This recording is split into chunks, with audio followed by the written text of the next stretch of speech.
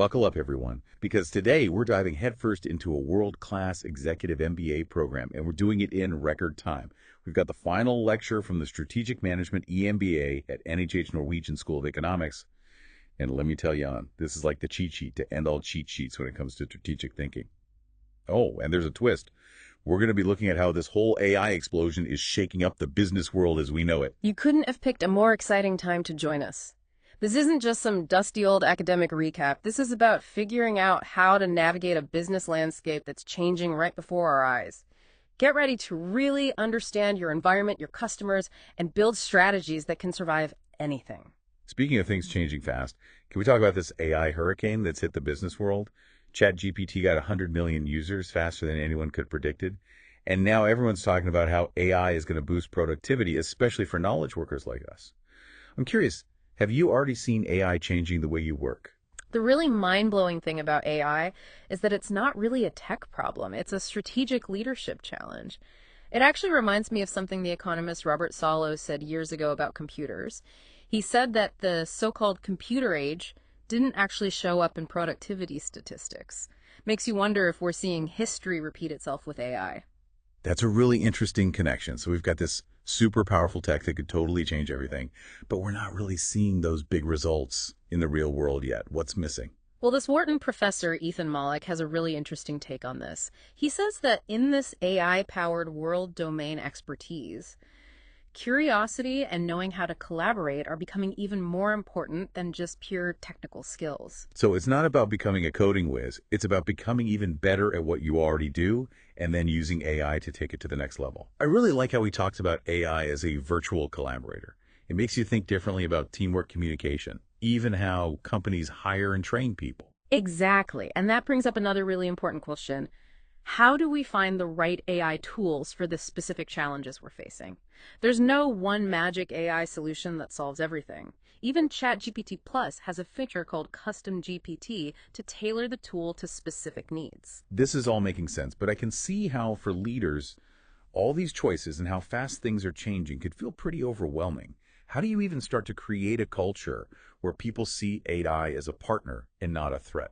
That's where leadership becomes super important. It's about creating an environment where people feel comfortable experimenting with new tools and new ways of doing things, even if they mess up along the way. Building a culture where everyone's constantly learning and adapting as AI changes everything, that's the key. Okay, so we've talked about the big picture impact of AI. Now let's dive into the heart of this EMBA program, starting with semester 1, the big picture of strategic management. This semester was all about making tough decisions in a world that's getting more and more unpredictable. One of the most fundamental things we need to understand is the difference between risk and uncertainty. This brilliant economist, Frank Knight, laid it out really clearly. With risk, you know what the possible outcomes are, but you don't know the exact probabilities. But uncertainty, that's like navigating uncharted territory. You don't know the outcomes, and you don't know the probabilities. So flipping a coin, that's risk, it's heads or tails, you just don't know which one it'll land on. But uncertainty, that's more like trying to predict the next pandemic or how some new technology is going to change an entire industry. Exactly. And the old school decision-making models a lot of businesses still use, they just aren't built for this level of uncertainty.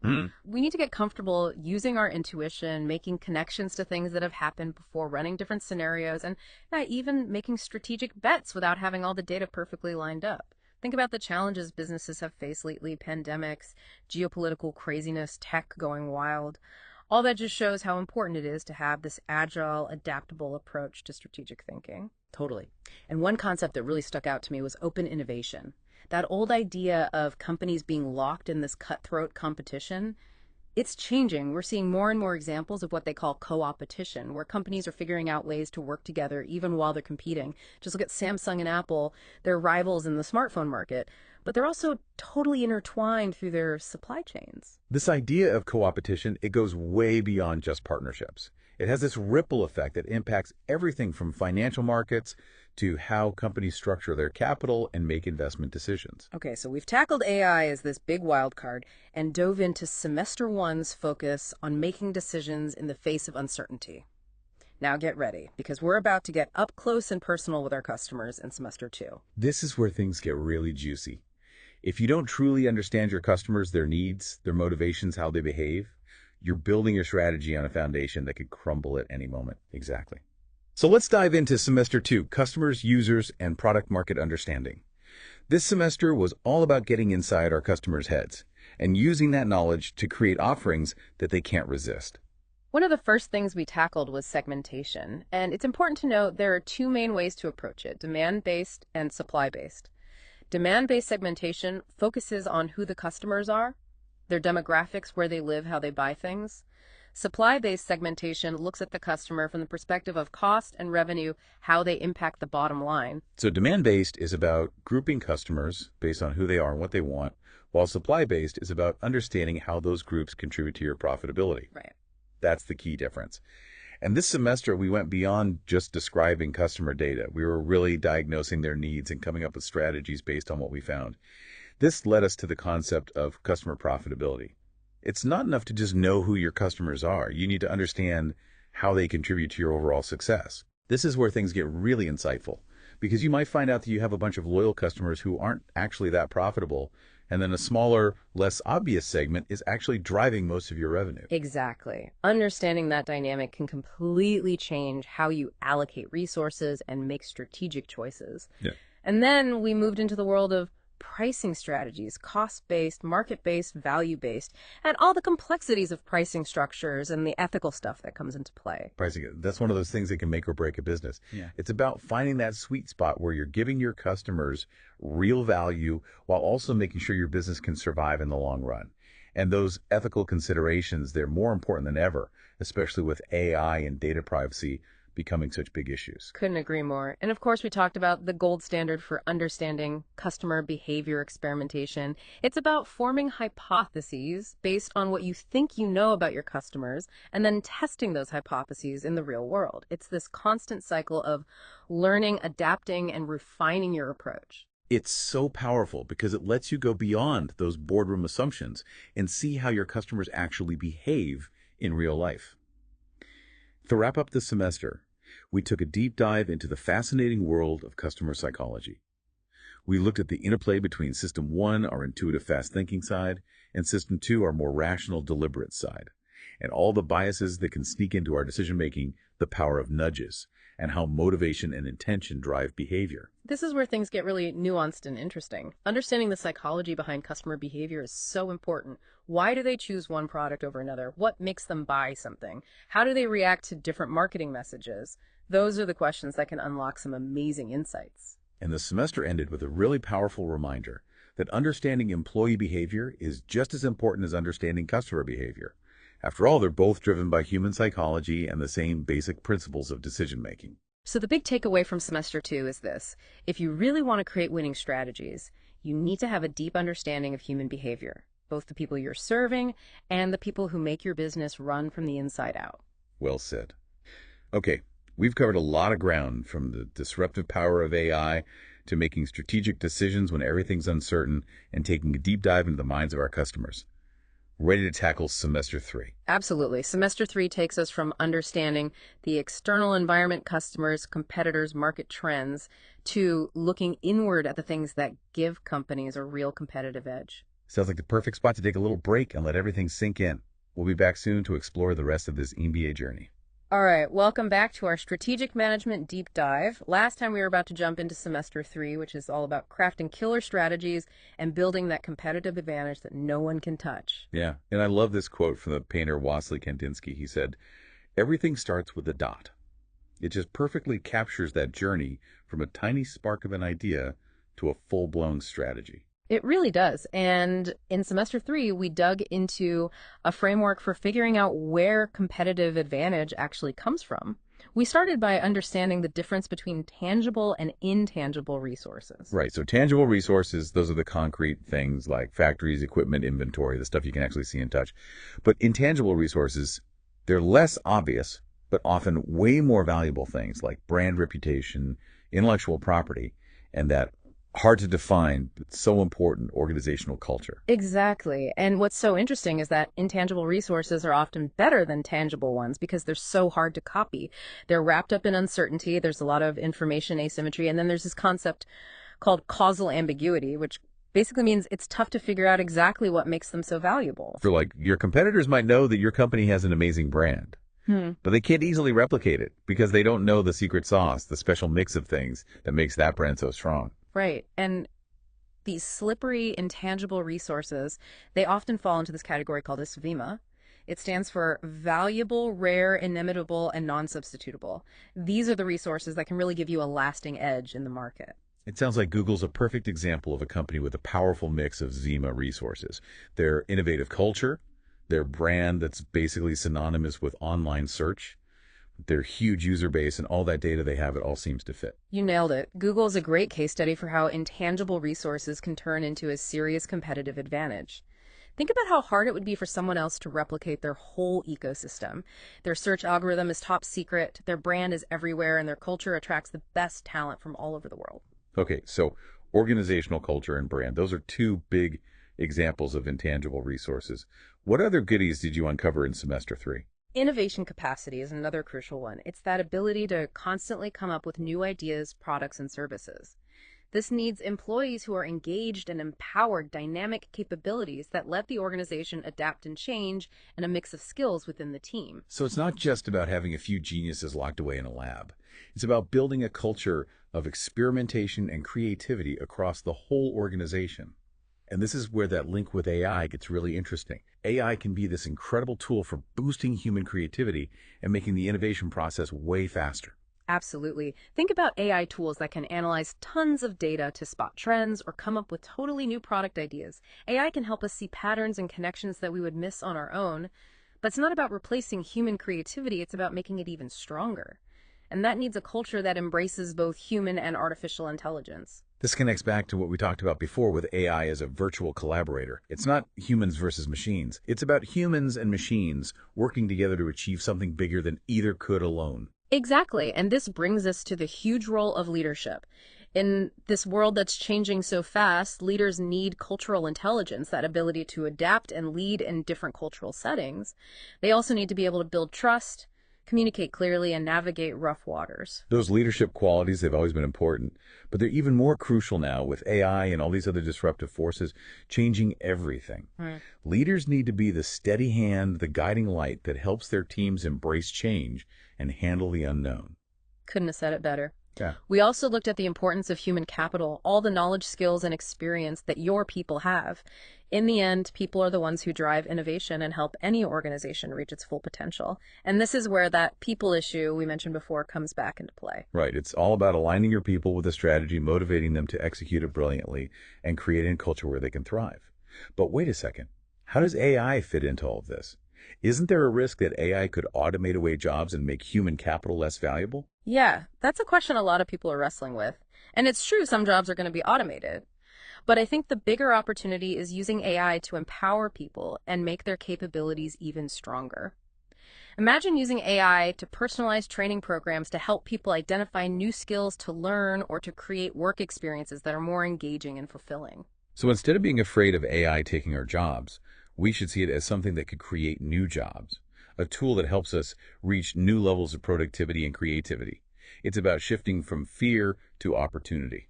Exactly. And finally, we challenged that traditional view of capital as just this one-size-fits-all resource. We explored how capital can be a strategic weapon, something that helps you build up those valuable intangible resources and weather those inevitable storms. So it's not just about how much capital you have, but how strategically you use it to build a company that's truly resilient and competitive. That's the key takeaway. And this brings us back to Kandinsky's everything starts with a dot.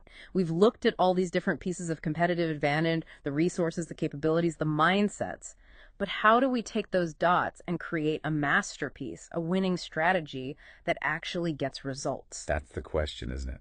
And I'm ready for it. Bring on semester 4. Let's do it. Semester 4 is where we bridge the gap between those brilliant ideas and making them happen in the real world. It's where strategy meets execution. Okay, I'm all ears. Tell me everything about semester 4. Well, we looked at the challenge of implementation as tackling two main issues, the people issue and the design issue. Okay, break those down for me. The people issue is all about getting everyone on board with the strategy, making sure they understand it, they believe in it, and they're excited to make it a reality.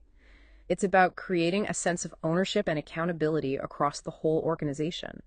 The design issue is about creating the systems, the structures, and the processes that support the strategy and help people execute it effectively.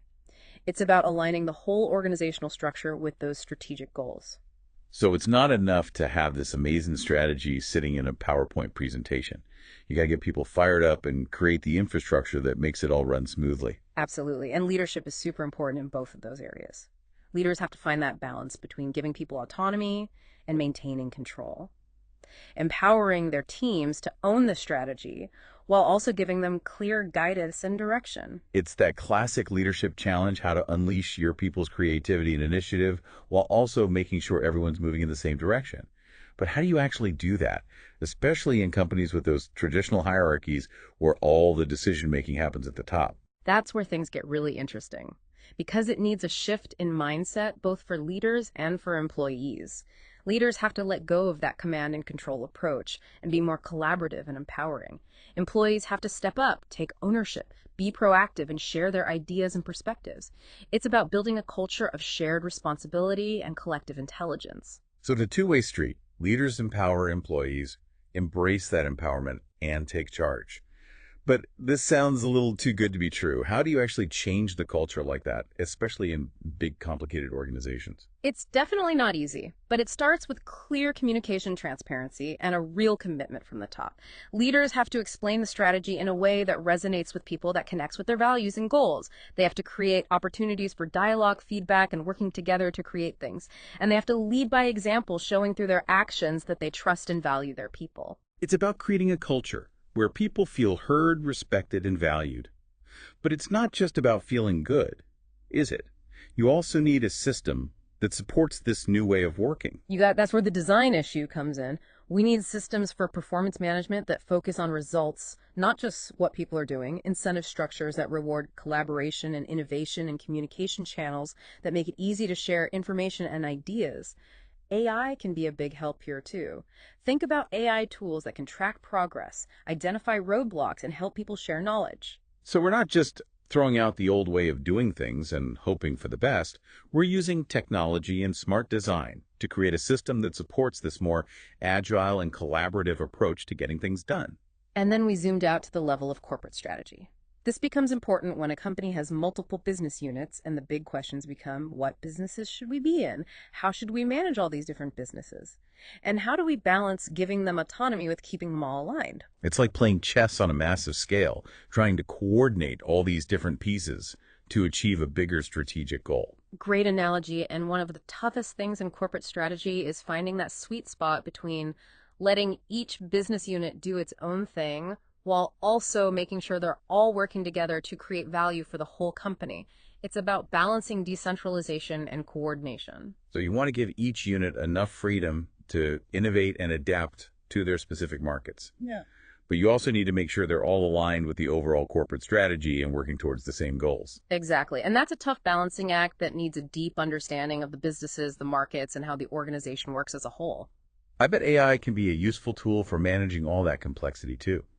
AI could help analyze market trends, find potential synergies between different units, or even predict future challenges and opportunities. You're absolutely right. AI can be a powerful tool for corporate strategists, helping them make smarter decisions and manage a diverse portfolio of businesses. This all comes back to the theme of strategic thinking in the age of AI. It's not about AI taking over. It's about humans and AI working together to be more agile, insightful, and effective. Couldn't have said it better myself. That's the heart of what we explored in semester 4. And I think it's a great way to wrap up our deep dive into this EMBA program. We've covered a lot, from the big picture to the small details. And hopefully we've given you the knowledge and inspiration to tackle your own strategic challenges with confidence. I feel like I just crammed 2 years of intense learning into a few hours. My head is spinning with new ideas. It's been awesome sharing these insights with you, but remember, this is just the beginning. The real work starts now as you take these concepts and make them work for you in your own unique situation. Welcome back to the final stretch of our strategic management deep dive. We've been through the core of this EMBA program, from AI turning everything upside down to building that rock-solid competitive advantage and then actually making it all happen. Now it's time to bring it all together and see what it means for you out there listening. You know what's really cool about this whole deep dive is that it brings us back to this basic truth about strategy. It's not about predicting the future like we have some magic crystal ball. It's about making smart bets in a world where the only thing you can count on is uncertainty. It's about really getting your environment, knowing your customers inside and out, and having a crystal clear picture of what your organization is truly great at. So it's less about having all the answers and more about mastering the art of navigating the unknown, using these frameworks and concepts to guide us. We've talked about the difference between risk and uncertainty, the power of those intangible resources like culture and brand, and how crucial it is to execute flawlessly. But how does it all come together in the real world where things are messy and unpredictable? Think of yourself as a ship captain. You can't control the wind or the waves, but you can understand the currents. Study your maps, make sure your ship is in top shape, and build a crew that's ready for anything. Strategy is about arming yourself with the knowledge and the tools to handle whatever storms come your way. I love that analogy. It really highlights something important. Strategy. Isn't this one-time thing or a document that sits on a shelf gathering dust? It's a constant process of adapting, learning, and changing course based on new information and how the world is shifting around you. Exactly. And that brings us to the most important question for you listening. Now that you've got this powerful strategic toolkit, what are the big questions you need to ask about your business? Where are the hidden risks and the opportunities that could change the game? What bold moves are you going to make to create the future you want? Wow, those are some powerful questions to think about. As we wrap up this deep dive, I'm amazed at how much we've covered. It feels like we've condensed 2 years of intense study into one insightful conversation. It's been an incredible journey, and I really hope it sparked some new ideas and inspired you to tackle your own strategic challenges in a new way. But remember, this is just the starting point. The real work starts now as you take these concepts and make them work for your own unique situation. So there you have it, everyone, a deep dive into the world of strategic management, exploring all the key takeaways from this EMBA program at NHH Norwegian School of Economics. We've covered a ton of ground, but I hope you're leaving feeling energized and ready to tackle your own strategic mountains. Now go out there and strategize like you've never strategized before.